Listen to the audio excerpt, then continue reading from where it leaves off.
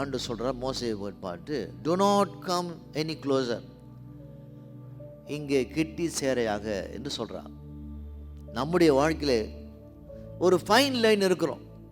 குறிப்பாக வாலிப ஆண்கள் பெண்கள் எத்தனையோ காரியங்களே ஒன்றாக தான் இருக்கிறாங்க. இப்போது வாலிபர் ஆண்கள் நண்பர்களாக இருக்கிறாங்க, ஸ்கூல் காலேஜில் கோ எஜுகேஷன்லாம் படிக்கிறாங்க, வேலை ஸ்தலத்தில் இருக்கிறாங்க.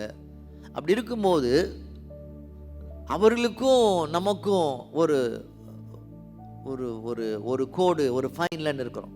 ரொம்ப நெருக்கமாக இருக்கக்கூட வாசம் சொல்லுகிறது.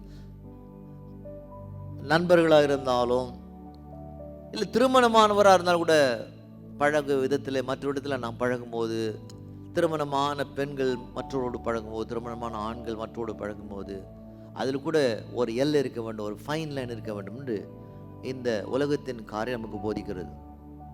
இப்போது ஆண்டு சொல்றார், do not come any closer, கிட்டே சேர